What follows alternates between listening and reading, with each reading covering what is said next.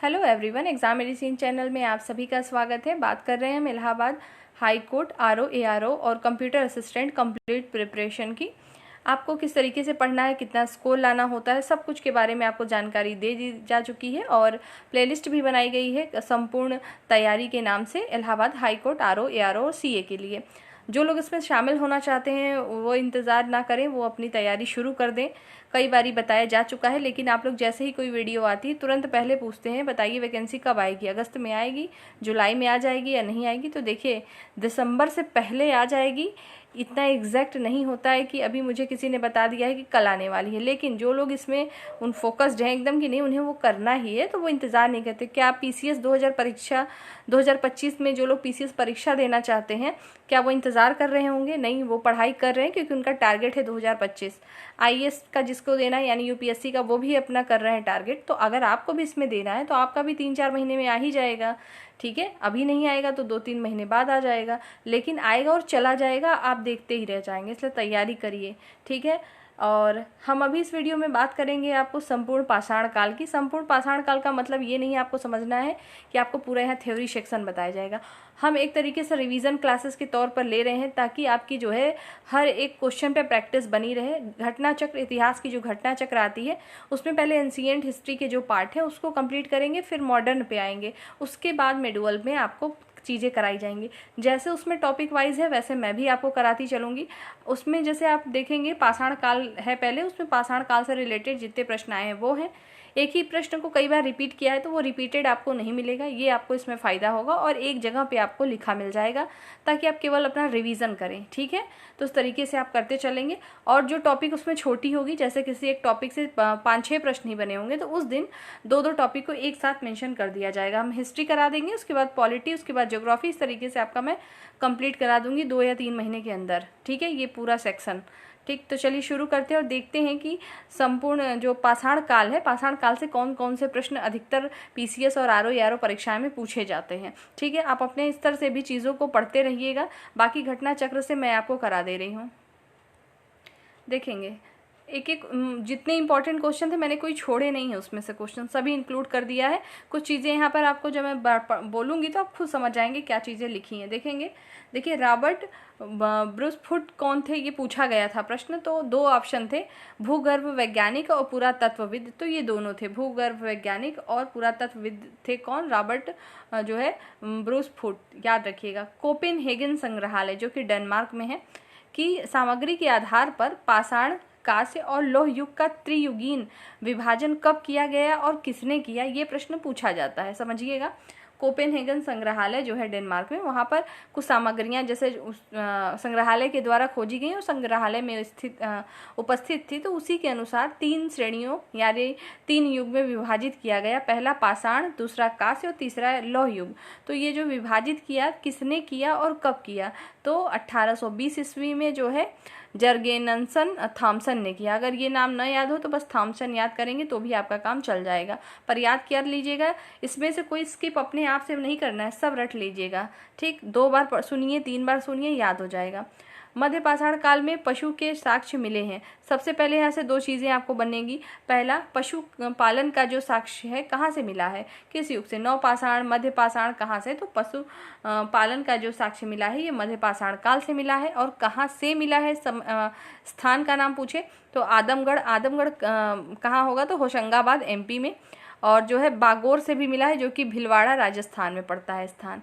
ठीक, दोनों को याद करेंगे। आदमगढ़ जो है होशंगाबाद एमपी में और बागोर जो है भिलवाड़ा राजस्थान पड़ता है। यहाँ इन दोनों जगहों से पशुपालन का साक्ष्य मिला है। कभी कभी ऑप्शन में क्या करेंगे, आपको बागौर और आदमगढ़ न देके डायरेक्ट होशंगाबाद भिलवाड़ा दे दे तो भी आप देख लीजिएगा। एमपी और राजस्थान भी दे सकता है, तो कुछ भी दे सकता है इसमें से। मतलब जनपद का नाम न देके जिले का, मतलब वो स्टेट का नाम दे देगा। इस तरीके से भी प्रश्न बन सकते हैं। अगला बताइएगा, मध्य पाषाण कालीन जो है महदहा जो कि यूपी के प्रतापगढ़ से हड्डी एवं सिंह निर्मित उपकरण प्राप्त हुए। पूछा जाएगा कि यूपी का कौन सा स्थान है जहां से हड्डी एवं सिंह निर्मित उपकरण मिले हैं, तो वो है प्रतापगढ़, यूपी में है प्रतापगढ़। और ये कब का है? तो मध्यकालीन है, ये मध्यकालीन में जो है महदहा में मिला था। नेक्स्ट, नेक्स्ट क्वेश्चन को देखिएगा, खाद्यान्नों की कृषि सर्वप्रथम प्रारंभ हुई थी, तो कौन सी कृषि हुई थी पहली बात तो खाद्यान्न में, और किस काल में हुई थी, इस तरीके से प्रश्न बनता है। देखेंगे खाद्यान्न मतलब खाने के लिए जो उपयोग में लाएंगे चीज़ें, उसके लिए कि कृषि का सर्वप्रथम प्रारंभ जो है नवपाषाण काल में हुआ, जिसमें से जौ और गेहूं की खेती जो है शुरू की गई थी। और भी चीज़ें थी लेकिन शुरुआत इसी की थी। भारत में मानव का सर्वप्रथम साक्ष्य मध्य प्रदेश के पश्चिमी नर्मदा क्षेत्र में मिला है।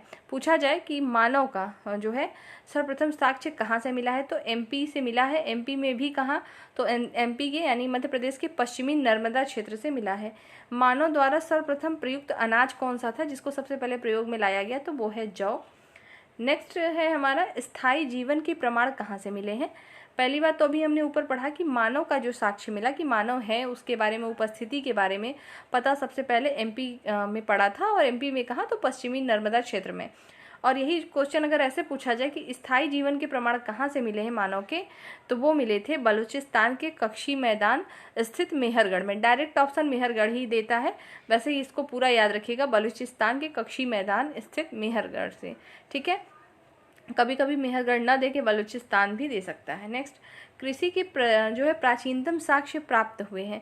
कृषि के जो प्राचीनतम साक्ष्य हैं यूपी में देखिए कहाँ से मिले हैं, और पाकिस्तान में भी मिले हैं। देखेंगे यूपी के संत कबीर नगर जिले में स्थित जो है लहुरा देव से मिले हो, और मेहरगढ़ जो कि पाकिस्तान में, वहाँ से मेहरगढ़ से जो है गेहूं के साक्ष्य प्राप्त हुए थे। जो फैक्ट यूपी से संबंधित तथ्य जो इम्पोर्टेंट है, मतलब जो यूपी से रिलेटेड है, उसको अच्छे से याद कर लीजिएगा। यूपी की जब परीक्षाएं आप देंगे तो उसमें ये प्रश्न अक्सर बनते हैं। ताम्रपाषाण युग को जो है चालकोलिथिक युग भी कहा जाता है। पूछा जाता है निम्नलिखित में से किसे जो है चालकोलिथिक युग के नाम से भी जानते हैं, तो याद रखिएगा ताम्रपाषाण युग। ठीक है, इसमें होता क्या था कि तांबे के साथ साथ पत्थरों का भी प्रयोग करके उपकरण बनाए जाते थे। नेक्स्ट है, मेहरगढ़ से पाषाण संस्कृति से लेकर हड़प्पा सभ्यता तक के सांस्कृतिक अवशेष मिले हैं। पूछा जाएगा कि ऐसा कौन सा जगह है जहां से पाषाण कालिक संस्कृति से लेकर हड़प्पा, मतलब पाषाण से लेकर हड़प्पा तक की सभ्यताओं की जो संस्कृति है उसके जो है अवशेष प्राप्त हुए, तो वो है मात्र मेहरगढ़, याद रखिएगा। और मेहरगढ़ है कहाँ, तो पाकिस्तान में है। नेक्स्ट है नवदा टोली जो है ये है क्या, इस तरीके से भी प्रश्न बनता है। और इसका जो है उत्खनन किसने किया, ऐसे भी प्रश्न बनते हैं। तो समझिएगा जो नवदा टोली है वो पड़ता कहाँ है, तो एमपी में स्थित ताम्रपाषाणी पुरा स्थल है। तो नवदा टोली है क्या, तो ये पुरा स्थल है कैसा, तो ताम्रपाषाणिक है जो कि एमपी में स्थित है। इसका उत्खनन तो है एच.डी. सांकलिया ने किया था, एच.डी. सांकलिया ने किया था। नेक्स्ट है, कर्नाटक में मैसूर के पास वेल्लारी जनपद में स्थित जो है संगनकल्लू नामक नवपाषाण कालीन पुरा स्थल राख के टीले प्राप्त हुए हैं। पूछा जाता है डायरेक्ट ये क्वेश्चन कि राख के टीले कहाँ से प्राप्त हुए हैं, तो जो है संगनकल्लू डायरेक्ट नाम दे सकता है। पूछा जा सकता है राख के टीले किस पाषाण युग के हैं, तो नवपाषाण युग के हैं। और संगनकल्लू ना दे के जो है वेल्लोरी जनपद भी दे सकता है, या कर्नाटक या मैसूर, कोई भी ऑप्शन दे सकता है इसमें से। तो अच्छे से सेंटेंस को पूरा याद कर लें। इसमें से 2 प्रश्न बने थे, मैंने इसको कंबाइन करके एक किया है ताकि आप एक बार पढ़ें तो आपको इसमें से कई क्वेश्चन तैयार हों। जितने शॉर्ट में आप ये देख रहे हैं इसमें कम से कम 50 क्वेश्चन का संकलन है ये, लेकिन मैंने इसको शॉर्ट में किया है ताकि पूरे क्वेश्चन भी आपके आ जाए और कम समय में आप पूरी चीज़ों को रिवाइज कर पाएँ। इसी तरीके की श्रृंखला आपको मैं देती रहूँगी और आप अपने तरीके से भी पढ़ेंगे और इससे भी पढ़ना चाहें तो पढ़ सकते हैं, और इसकी PDF टेलीग्राम पर मिलेगी। नेक्स्ट, भीमबेटका प्रसिद्ध है, किस लिए प्रसिद्ध है भीमबेटका, तो पहली बात तो ये MP में पड़ता है और ये गुफाओं के शैल चित्र के लिए प्रसिद्ध है। MP में भी कहाँ कभी कभी तो रायसेन पूछ लेता है जिले का नाम, तो रायसेन। ठीक है, और जो भीमबेटका है इसमें जो है प्राग ऐतिहासिक काल के चित्रकला भी इसमें निर्मित है। नेक्स्ट है, गैरिक मृदभांड पात्र OCP का नामकरण कहाँ पर हुआ, हस्तिनापुर और अतरंजी खेड़ा, दोनों ऑप्शन दे सकता है या एक, तो दोनों को याद रखेंगे। नेक्स्ट है, मानव कंकाल के साथ कुत्ते का कंकाल भी शवाधान में मिला, मतलब ऐसा कौन सा प्लेस है जहाँ पर जो है मानव कंकाल के साथ साथ कुत्ते को भी दफनाया गया था, उनका शवाधान था, शव मिले हैं, तो वो है बुर्ज होम। ठीक है, बुर्ज होम आपके जम्मू कश्मीर के श्रीनगर मतलब जो है वहाँ पर पड़ता है। राष्ट्रीय मानव संग्रहालय है कहाँ, भोपाल में, इसका अब नाम बदल दिया गया है, अब इसका नाम क्या हो गया है, इंदिरा गांधी मानव संग्रहालय।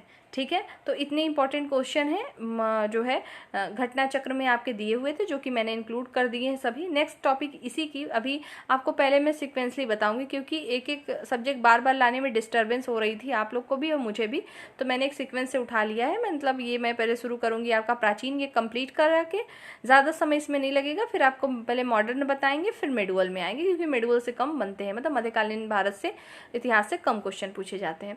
तो इस वीडियो में फ़िलहाल इतना ही। रिवीजन करना बहुत ज़रूरी है। लगता है कि ये बस थोड़ा सा है, 10 मिनट का हो जाएगा, पर ये 10-10 मिनट करके 1 महीने जोड़ लेंगे तो बहुत हो जाएगा, इसलिए रेगुलर 1 से 2 बार पढ़ते रहें। नेक्स्ट वीडियो में हम आपके साथ जल्द मिलेंगे। इस परीक्षा से संबंधित कोई जानकारी चाहिए तो आप पूछ सकते हैं। जय हिंद।